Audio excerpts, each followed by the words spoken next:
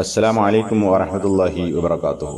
വഴിവിളക്കിലെ സുആൽ ജവാബിലേക്ക് Saudi അറേബ്യയിൽ നിന്ന് അൻസാർ മുഹമ്മദ് എന്ന സഹോദരൻ അയച്ചിട്ടുള്ള ചോദ്യം: വെള്ളിയാഴ്ച ദിവസം അത്യാവശ്യമല്ലാത്ത, അതായത് ടൂറ് പോലുള്ള യാത്രകൾ പുറപ്പെടുന്നതിൻ്റെ വിധി എന്താണ്? അതിൽ ജുമാ നഷ്ടപ്പെടുന്നത് അനുവദനീയമാണോ? അതല്ല, എവിടെയെങ്കിലും സൗകര്യപ്പെടുന്ന സ്ഥലത്ത് ജുമായിൽ പങ്കെടുക്കേണ്ടതുണ്ടോ എന്നതാണ് ചോദ്യം. വെള്ളിയാഴ്ച യാത്ര പുറപ്പെടുന്നതിനെ സംബന്ധിച്ച് വ്യത്യസ്തമായ അഭിപ്രായങ്ങൾ മദ്ഹബിന്റെ ഇമാമുകൾക്കും പണ്ഡിതന്മാർക്കും ഉള്ളതായി കാണാം. പ്രത്യേകിച്ച് വെള്ളിയാഴ്ച സുബ്ഹിന് ശേഷം ഉച്ചവരെയുള്ള സമയത്ത് യാത്ര പോകുന്നതിനെ സംബന്ധിച്ച് 5 അഭിപ്രായങ്ങൾ കാണാൻ സാധിക്കും. 1 അനുവദനീയമാണ്, 2 അനുവദനീയമല്ല, 3 ജിഹാദിന് മാത്രം അനുവദനീയമാണ്, 4 വാജിബായ കാര്യങ്ങൾക്ക് പോകാം, 5 വാജിബോ സുന്നത്തോ ആയ കാര്യങ്ങൾക്ക് വേണ്ടി യാത്ര പോകാം എന്നതാണ്. എന്നാൽ യാത്ര അനുവദനീയമാണ് എന്നതാണ് ഭൂരിപക്ഷ പണ്ഡിതന്മാരുടെയും അഭിപ്രായം. എന്നാൽ യാത്രക്കിടയിൽ ജുമാക്ക് പങ്കെടുക്കാൻ സാധിക്കുമെങ്കിൽ യാത്ര പുറപ്പെടുന്നതിന് അനുവദനീയമാണ്, കറാഹത്ത് പോലുമില്ല എന്ന് മനസ്സിലാക്കാൻ സാധിക്കും. ബാങ്ക് വിളിച്ചതിന് ശേഷമാണെങ്കിൽ പോകൽ നിഷിദ്ധവുമാണ്, അതായത് ജുമായുടെ ബാങ്ക്. കാരണം സൂറത്തുൽ ജുമായിലെ 6-ാമത്തെ ആയത്ത് സത്യവിശ്വാസികളെ വെള്ളിയാഴ്ച ദിവസം നമസ്കാരത്തിനായി വിളിക്കപ്പെട്ടാൽ നിങ്ങൾ അതിനുവേണ്ടി അള്ളാഹുവിന്റെ ദിക്റിലേക്ക് ധൃതി കാണിക്കുക എന്ന ആയത്തിന്റെ അടിസ്ഥാനത്തിൽ ബാങ്കിന് ശേഷം യാത്ര പുറപ്പെടൽ നിഷിദ്ധമാണ്. എന്നാൽ തന്റെ കൂടെയുള്ള സുഹൃത്തുക്കൾ നഷ്ടപ്പെട്ടു പോകുമോ, ഇതുപോലുള്ള ഭയമോ സാഹചര്യമോ ഉണ്ടെങ്കിൽ അനുവദനീയമാണ് എന്നും പണ്ഡിതന്മാർ വിശദീകരിച്ചിട്ടുണ്ട്. ഇവിടെ ചോദിച്ചിട്ടുള്ളത് ടൂറ് പോലുള്ള അത്യാവശ്യമല്ലാത്ത കാര്യങ്ങൾക്ക് വെള്ളിയാഴ്ച യാത്ര പോകുന്നതിനെ സംബന്ധിച്ചാണ്. ഷെയ്ഖ് ഇബ്നു ബാസ് റഹ്മത്തുള്ളാഹി അലൈഹിയോട് വെള്ളിയാഴ്ച ദിവസം ബർറിലേക്ക് ഉല്ലാസത്തിന് വേണ്ടി പോകുന്നതിന്റെ വിധിയെ സംബന്ധിച്ച ചോദ്യം. ബർറിലേക്കുള്ള യാത്ര എന്ന് പറയുന്നത് അറബികൾ ഒഴിവ് ദിവസങ്ങളിൽ, പ്രത്യേകിച്ച് വ്യാഴം, വെള്ളി, ശനി ഉൾപ്പെടെയുള്ള അവധി ദിവസങ്ങളിൽ അല്ലെങ്കിൽ അതുമായി ബന്ധപ്പെട്ട ദിവസങ്ങളിൽ മരുഭൂമി പോലുള്ള സ്ഥലങ്ങളിലേക്കോ അല്ലെങ്കിൽ കടൽ തീരങ്ങളിലേക്കോ ഒക്കെ യാത്രകൾ പോകാറുണ്ട്. അവിടെ ടെന്റടിച്ച് താമസിക്കും. ഇതിനാണ് അറബികൾ ബർറിൽ പോകുക എന്ന് പറയാറുള്ളത്. അവിടെ ജുമാ അതോടനുബന്ധിച്ച് നഷ്ടപ്പെടുകയും ചെയ്യുന്നു. ഇതിന്റെ വിധി എന്ത് എന്നതാണ് ചോദ്യം. അതിന് അദ്ദേഹം നൽകിയിട്ടുള്ള മറുപടി: ഇതിലെന്തെങ്കിലും തകരാറുള്ളതായി നാം മനസ്സിലാക്കുന്നില്ല. ഒരാൾ ഉല്ലാസത്തിനു വേണ്ടി നാട് വിട്ട് ദൂരെ പോവുകയും എന്നിട്ട് അയാൾ വെള്ളിയാഴ്ച ദിവസം ളുഹ്ർ നമസ്കരിക്കുകയും ചെയ്താൽ അതുകൊണ്ട് കുഴപ്പമില്ല. പക്ഷേ ഇത് പറഞ്ഞതിന് ശേഷം അദ്ദേഹം പറയുന്നു: വലാകിൻ യുശ്റഉ ലഹും അല്ലാ യഫ്അലു ദാലിക. അങ്ങനെ ചെയ്യാതിരിക്കലാണ് അവർക്ക് നിയമമാക്കപ്പെട്ടിട്ടുള്ളത്. അല്ലെങ്കിൽ ഇടയ്ക്കിടെ അങ്ങനെ പോവുക അതും ശരിയല്ല. മറിച്ച് അങ്ങനെ പോകുമ്പോൾ അവർക്ക് ജുമാ നഷ്ടപ്പെടാൻ സാധ്യത ഉണ്ട്, അല്ലെങ്കിൽ ജുമാ അതുമൂലം നഷ്ടപ്പെടുന്നു. എന്നാൽ ജുമാ കാത്തുസൂക്ഷിക്കുകയും അതിൽ നിന്ന് ഉപകാരമെടുക്കുകയും ഖുത്ബ ശ്രദ്ധിക്കുകയും ചെയ്യുക എന്നുള്ളത് ആണ് അവർക്ക് നിയമമാക്കപ്പെട്ട കാര്യം. എന്നാൽ അവർ ദൂരെ പോകുന്നുവെങ്കിൽ ജുമാക്ക് പങ്കെടുക്കൽ നിർബന്ധമില്ല, അവർ ളുഹ്ർ നമസ്കരിച്ചാൽ മതി എന്നതാണ്. അപ്പൊ ഈ മറുപടിയിൽ നിന്ന് നമുക്ക് മനസ്സിലാക്കാൻ സാധിക്കുന്നത് ഒഴിവാക്കലാണ് ഉത്തമം എന്നതാണ്. ജുമാക്ക് പ്രാധാന്യം നൽകേണ്ടതുണ്ട്. ലജ്ന ദായിമയോട് ഉള്ള ചോദ്യത്തിന് ഇതേ വിഷയത്തിലുള്ള ചോദ്യം, അതിന് നൽകിയിട്ടുള്ള മറുപടി: ഇദാ തയസ്സറ ലഹും സ്വലാത്തുൽ ജുമുഅ ഫീ റിഹ്ലതിഹിം വഹദറു സ്വലാത്തൽ ജുമുഅ വഅദ്ദൗഹ ഫലാ ഹറജ അലൈഹിം. അവർക്ക് ജുമാക്ക് യാത്രക്കിടയിൽ പങ്കെടുക്കൽ എളുപ്പമാവുകയും അങ്ങനെ അവർ ജുമാക്ക് പങ്കെടുക്കുകയും ജുമാ നിർവഹിക്കുകയും ചെയ്യുന്നുവെങ്കിൽ ഫലാ ഹറജ അലൈഹിം, അവർക്ക് യാത്ര പോകൽ കുറ്റകരമല്ല, കുഴപ്പമില്ല എന്നതാണ്. എന്നാൽ ഉല്ലാസയാത്രക്കിടയിൽ ജുമാ നഷ്ടപ്പെടുമെങ്കിൽ ഫലാ തജൂസു റിഹ്ല, യാത്ര അനുവദനീയമല്ല. കാരണം അവർ ജുമാ നഷ്ടപ്പെടാൻ അത് ഇടയായിത്തീരുന്നു എന്നതാണ്. അപ്പോൾ മറ്റ് യാത്രകളെ പോലെയല്ല. നേരത്തെ 5 അഭിപ്രായങ്ങൾ പറഞ്ഞ കൂട്ടത്തിൽപ്പെട്ട ഒരു കാര്യങ്ങളും അതിൽ കൂടിയാൽ നമുക്ക് കിട്ടുന്നത് നിർബന്ധമോ സുന്നത്തോ ആയ കാര്യങ്ങൾക്ക് വേണ്ടി യാത്ര പുറപ്പെടാം വെള്ളിയാഴ്ച എന്നതാണ്. എന്നാൽ ഇത് അത്തരമൊരു കാര്യമല്ല, മറിച്ച് ഉല്ലാസത്തിനുള്ള യാത്രയാണ് എന്നതുകൊണ്ടാണ് പണ്ഡിതന്മാർ ഈ ഫത്വകൾ നൽകിയിട്ടുള്ളത്. അപ്പോൾ യാത്ര അനുവദനീയമാണ്, പക്ഷെ യാത്രക്കിടയിൽ ജുമാ നഷ്ടപ്പെടാൻ സാധ്യത ഉണ്ടാകരുത്, എങ്കിൽ യാത്ര പാടില്ല എന്നാണ് പറഞ്ഞതിന്റെ ചുരുക്കം. ഇനി ഉല്ലാസയാത്രക്കാകട്ടെ അല്ലാത്ത യാത്രക്കാകട്ടെ, യാത്രക്കാരൻ ഒരു ജുമാ നടക്കുന്ന പ്രദേശത്തിലൂടെ കടന്നു പോവുകയും എന്നിട്ട് അയാൾ ബാങ്ക് കേൾക്കുകയും അല്ലെങ്കിൽ യാത്രക്കിടയിൽ ജുമാ നടക്കുന്ന ഒരു പ്രദേശത്ത് അയാൾ പകൽ സമയത്ത് താമസിക്കുകയും എന്നിട്ട് ബാങ്ക് കേൾക്കുകയും ചെയ്യുന്നുവെങ്കിൽ അയാൾ ജുമായിൽ പങ്കെടുക്കേണ്ടതുണ്ട് എന്ന് പണ്ഡിതന്മാർ ഫത്വ നൽകിയതായി കാണാൻ സാധിക്കും. യാത്രക്കാരനെ സംബന്ധിച്ചിടത്തോളം യാത്രക്കാർ സ്വന്തമായി ജുമാ നടത്തേണ്ടതില്ല. അങ്ങനെ നടത്തിയതിന് യാതൊരു തെളിവുമില്ല. നബി സല്ലല്ലാഹു അലൈഹി വസല്ലം ഒരുപാട് യാത്രകൾ നടത്തിയിട്ടുണ്ട്. യാത്രയിൽ നബി സല്ലല്ലാഹു അലൈഹി വസല്ലം ജുമാ നടത്തിയിട്ടില്ല. എന്നാൽ ഇവിടെ അതല്ല വിഷയം. നബിയുടെ കാലഘട്ടത്തിൽ നിന്ന് വ്യത്യസ്തമായി യാത്ര പോകുന്ന വഴികളിൽ ഇഷ്ടം പോലെ ജുമാ ഉള്ള പള്ളികളുണ്ട്, ബാങ്ക് കേൾക്കുന്നു. അപ്പോൾ അവിടെ അയാൾ ജുമായിൽ പങ്കെടുക്കേണ്ടതുണ്ടോ ഇല്ലേ? ഇവിടെ ടൂർ പോകുന്ന ആളുകളും യാത്രക്കിടയിൽ പള്ളിയുള്ള പ്രദേശങ്ങളിലൂടെ കടന്നു പോകുന്നു, അവർ ബാങ്ക് കേൾക്കുന്നു എങ്കിൽ യാത്രക്കാരനാണ് എന്ന നിലക്ക് ജുമാ ഒഴിവാക്കണമോ, അതല്ല ബാങ്ക് കേൾക്കുന്നു എന്ന നിലക്ക് ജുമായിൽ പങ്കെടുക്കേണ്ടതുണ്ടോ? ഷെയ്ഖ് മുഹമ്മദ് ബിൻ സാലിഹ് അൽ ഉസൈമീന്റെ മജ്മൂ ഫത്താവ റസായിൽ 15/370 അദ്ദേഹം പറയുന്നത് കാണാം. എന്നാൽ ഒരു യാത്രക്കാരൻ ജുമാ നടക്കുന്ന ഒരു പ്രദേശത്തിലൂടെ കടന്നു പോവുകയും ഖത്തീബ് മിമ്പറിൽ കയറിയതിനു ശേഷമുള്ള ബാങ്ക് അയാൾ കേൾക്കുകയും ചെയ്യുന്നുവെങ്കിൽ ഫഅലൈഹി അൻ യുസല്ലിയൽ ജുമുഅ മഅൽ മുസ്ലിമീൻ, അവിടെയുള്ള മുസ്ലിങ്ങളോടൊപ്പം ജുമായിൽ നമസ്കരിക്കുക എന്നത് അവന്റെ മേൽ അനിവാര്യമാണ്.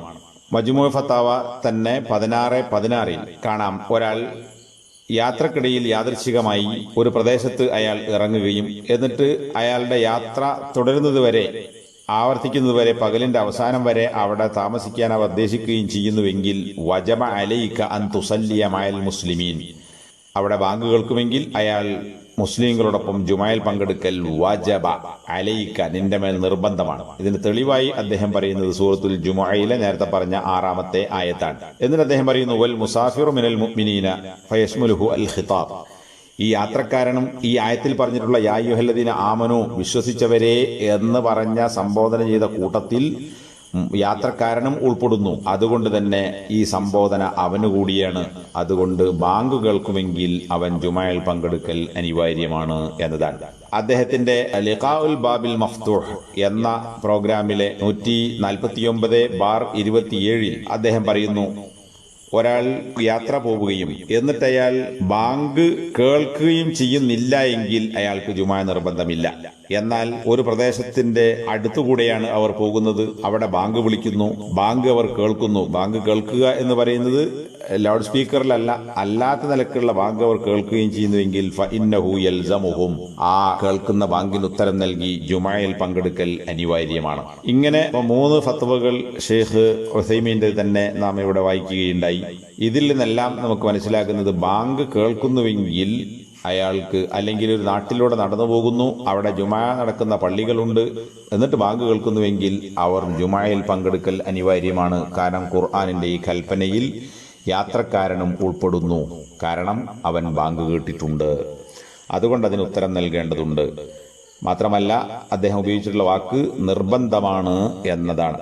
എന്നാൽ ഷെയ്ഖ് ഇബ്നു ബാസ് റഹ്മത്തുള്ളാഹി അലൈഹി ഈ വിഷയത്തിൽ പറഞ്ഞിട്ടുള്ള ഒരു കാര്യം, ലാകിൻ ഇദാ മറ അലാ ഖറിയ വസല്ല മഅഹും അൽ ജുമുഅ അജ്സഅതുഹു അനിൽ ളുഹർ, ഒരാൾ ഒരു പ്രദേശത്തിലൂടെ കടന്നു പോകുന്നു, അവിടെയുള്ള ആളുകളോടൊപ്പം അയാൾ ജുമയിൽ പങ്കെടുക്കുന്നു എങ്കിൽ അയാൾക്ക് ളുഹർ നമസ്കരിക്കുന്നതിന് പകരം അത് മതിയാകുന്നതാണ് എന്നാണ്.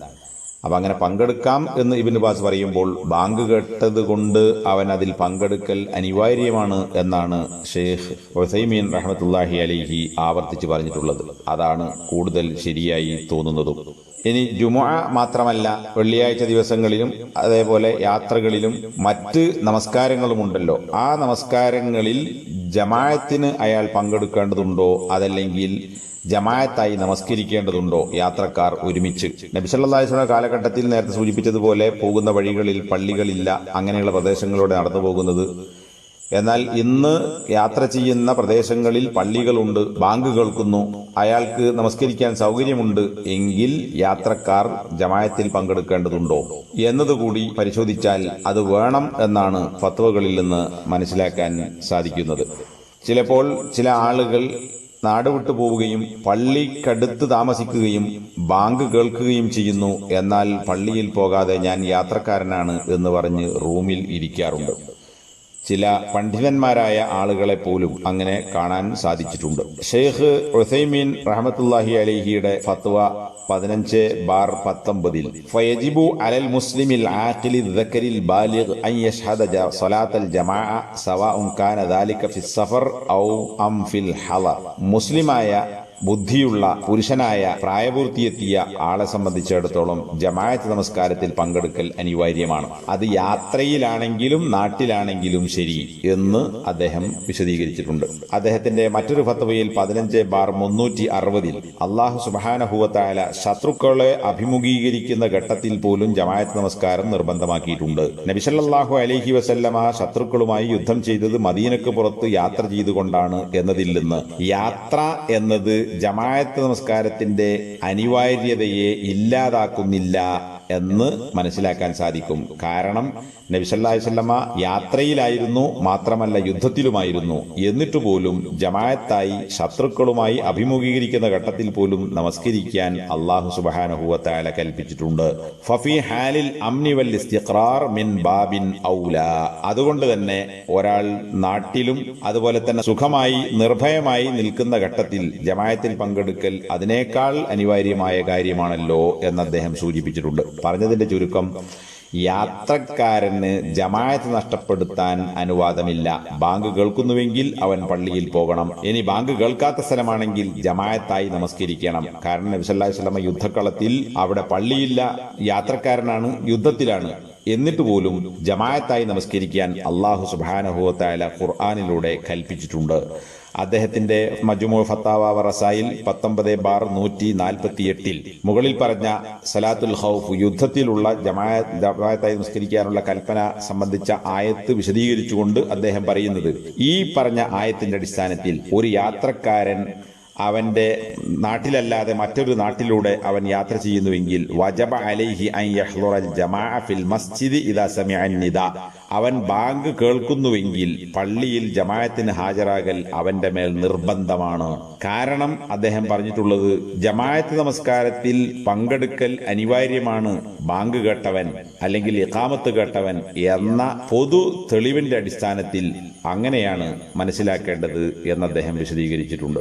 അപ്പോൾ ബാങ്ക് കേൾക്കുന്നുവെങ്കിൽ പള്ളിയിൽ പോകണം. ബാങ്ക് കേൾക്കുന്നില്ല, കൂടെ ആളുകളുണ്ട് എങ്കിൽ ജമാഅത്തായി നമസ്കരിക്കണം. അപ്പൊ യാത്രക്കാരനും ജമാഅത്ത് ഒഴിവാകുന്ന സാഹചര്യമില്ല എന്നാണ് ഇതിൽ നിന്ന് മനസ്സിലാക്കാൻ സാധിക്കുന്നത്. എന്നാൽ ഒറ്റയ്ക്ക് യാത്ര ചെയ്യുകയോ യാത്രക്കിടയിൽ ഇറങ്ങി നമസ്കരിക്കാൻ പള്ളിയിൽ പങ്കെടുക്കാൻ സാധ്യമല്ലാത്ത രീതിയിൽ തുടർന്നുകൊണ്ടുള്ള യാത്രയോ ആണെങ്കിൽ അയാൾക്ക് ഉഴുതുറുണ്ട് എന്ന് മാത്രം. ഇനി ഖസ്റാക്കി നമസ്കരിക്കുക എന്ന് പറയുന്നതും ഇതും ഏത് യാത്രക്കാർക്കും, നേരത്തെ പറഞ്ഞതുപോലെ അനുവദനീയമായ ഏത് യാത്രയിലുള്ള ആളുകൾക്കും അനുവദനീയമാണ്. മുകളിൽ പറഞ്ഞ ആയത്തുമായി ബന്ധപ്പെട്ടുള്ള ചർച്ചയിൽ ഷെയ്ഖ് മുഹമ്മദ് ബിൻ സാലിഹ് അൽ ഉസൈമീൻ മജ്മൂ ഫത്താവയിൽ വിശദീകരിച്ചത് കാണാൻ സാധിക്കും. വൈദാ ലറബ്തും ഫിൽ അർളി, നിങ്ങൾ ഭൂമിയിൽ സഞ്ചരിച്ചാൽ എന്ന് പറഞ്ഞത് അവിടെ ഏത് യാത്രക്കാരനും ഉൾക്കൊള്ളുന്നതാണ്. ഇവിടെ യാത്രയിൽ ഖസ്ർ ആക്കാൻ അനുവാദമുള്ളത് ഇന്ന യാത്രക്കാരന് മാത്രമാണ്, ഇന്ന യാത്രക്കാരന് അനുവാദമില്ല എന്ന് നബി സല്ലല്ലാഹു അലൈഹി വസല്ലം വിശദീകരിച്ച് പറഞ്ഞിട്ടില്ല. അതുകൊണ്ട് തന്നെ അനുവദനീയമായ ഏത് യാത്രയിൽ യാത്ര ചെയ്യുന്ന ആളുകൾക്കും യാത്രയിലുള്ള ആളുകൾക്കും ഖസ്ർ ഉപയോഗപ്പെടുത്താവുന്നതാണ് എന്ന് അദ്ദേഹം വിശദീകരിച്ചിട്ടുണ്ട്. മറ്റൊരു കാര്യം ഇവിടെ മനസ്സിലാക്കേണ്ടത്, യാത്രയിൽ നേരത്തെ പറഞ്ഞതുപോലെ ജമാഅത്ത് നമസ്കാരങ്ങളിൽ പങ്കെടുക്കുന്ന ആളുകൾ അവിടെ യാത്രക്കാരനാണ് എന്നതുകൊണ്ട് 2 റക്അത്ത് ഖസ്റാക്കാൻ പാടില്ല. ജമാഅത്തായി നാട്ടിലെ ജമാഅത്തിൽ പങ്കെടുത്തുകൊണ്ട് നമസ്കരിക്കുന്ന ആളുകൾ ഇമാമിനോടൊപ്പം നമസ്കരിക്കുമ്പോൾ ഇമാം നമസ്കരിക്കുന്ന പൂർണ്ണമായ രീതിയിൽ തന്നെ യാത്രക്കാരനും നമസ്കരിക്കണം എന്നതാണ് ഹദീസിൽ നിന്ന് മനസ്സിലാക്കാൻ സാധിക്കുന്നത്. ഇമാം ബുഖാരി ഉദ്ധരിച്ചിട്ടുള്ള 688 നമ്പർ ഹദീസിൽ ഇബ്നു അബ്ബാസ് റളിയല്ലാഹു അൻഹുവിനോട് മൂസ ബിനു സലമ അൽ ഹുദലി ചോദിക്കുകയുണ്ടായി, ഞാൻ മക്കയിലാണെങ്കിൽ എങ്ങനെയാണ് നമസ്കരിക്കേണ്ടത്, ഇമാമിനോടൊപ്പം നമസ്കരിക്കുന്നില്ലെങ്കിൽ? അപ്പോൾ ഇബ്നു അബ്ബാസ് റളിയല്ലാഹു അൻഹുമാ പറഞ്ഞു, റക്അത്തൈനി സുന്നത്ത അബിൽ ഖാസിം സല്ലല്ലാഹു അലൈഹി വസല്ലം. ഇമാമിനോടൊപ്പം അല്ല നമസ്കരിക്കുന്നത് സ്വന്തമായിട്ടാണ് എങ്കിൽ 2 റക്അത്ത് നമസ്കരിക്കുക. അതാകുന്നു നബി സല്ലല്ലാഹു അലൈഹി വസല്ലമയുടെ ചര്യ. എന്നാൽ ഇതേ മൂസ ബിനു സലമ തന്നെ ഇബ്നു അബ്ബാസ് റളിയല്ലാഹു അൻഹുമയോട് ചോദിച്ച ചോദ്യത്തിൽ നിന്ന് മനസ്സിലാക്കാൻ സാധിക്കും, കുന്നാ മഅ ഇബ്നി അബ്ബാസിൻ ബി മക്ക, ഞങ്ങൾ ഇബ്നു അബ്ബാസ് റളിയല്ലാഹു അൻഹുവിന്റെ കൂടെ മക്കയിലായിരുന്നു. കഴിയില്ലായിരുന്നു. ഫഖുൽതു ഇന്നാ ഇദാ കുന്നാ മഅകും സല്ലൈനാ അർബഅൻ, നിങ്ങളുടെ കൂടെ നമസ്കരിക്കുമ്പോൾ, അതായത് ജമാഅത്തായി നമസ്കരിക്കുമ്പോൾ 4 റക്അത്താണ് നമ്മൾ നമസ്കരിക്കുന്നത്. വൈദാ റജഅനാ ഇലാ റിഹാലിനാ സല്ലൈനാ റക്അത്തൈൻ, എന്നാൽ ജമാഅത്തായി നമസ്കരിക്കാതെ നമ്മുടെ വാഹനങ്ങളിൽ താമസസ്ഥലത്തേക്ക് തിരിച്ചു പോകുമ്പോൾ നമ്മൾ 2 റക്അത്താണ് നമസ്കരിക്കുന്നത്. അതിനെന്താണ് കാരണം? അതായത് ഔദ്യോഗിക ജമാഅത്തിനോടൊപ്പം നമസ്കരിക്കുമ്പോൾ ഇമാമിനെ പിന്തുടർന്നുകൊണ്ട് ഖസ്റാക്കാതെ പൂർണ്ണമായി നമസ്കരിക്കുന്നു. അതല്ലാത്ത ഘട്ടത്തിൽ 2 റക്അത്ത് നമസ്കരിക്കുന്നു. അതിന് ഇബ്നു അബ്ബാസ് റളിയല്ലാഹു അൻഹുമ നൽകിയ മറുപടി, തിൽക സുന്നത്തു അബിൽ ഖാസിം സല്ലല്ലാഹു അലൈഹി വസല്ലം, അതാണ് നബി സല്ലല്ലാഹു അലൈഹി വസല്ലമയുടെ ചര്യ. ഇമാം അഹ്മദ് പല സ്ഥലങ്ങളിൽ ഈ ഹദീസ് വ്യത്യസ്ത രീതികളിൽ ഉദ്ധരിച്ചിട്ടുണ്ട്. പറഞ്ഞതിന്റെ ചുരുക്കം, ബാങ്ക് കേൾക്കുകയും പള്ളിയിൽ പങ്കെടുക്കുകയും ചെയ്യുന്നുവെങ്കിൽ യാത്രക്കാരൻ അവിടെ ഖസ്റാക്കാതെ ഇമാമിന്റെ കൂടെ പൂർണ്ണമായി നമസ്കരിക്കണം. അതല്ലാത്ത ഘട്ടത്തിൽ യാത്രക്കാരന് ഖസ്റാക്കാൻ അനുവാദമുണ്ട്. ഇതാണ് സഹാബത്ത് സ്വീകരിച്ചിരുന്ന മാർഗം എന്നതാണ് ഈ വിഷയത്തിൽ മനസ്സിലാക്കാൻ സാധിക്കുന്നത്. സുബ്ഹാനക്കല്ലാഹുമ്മ ബിഹംദിക അശ്ഹദു അല്ലാ ഇലാഹ ഇല്ലാ അൻത അസ്തഗ്ഫിറുക വഅതൂബു ഇലൈക്.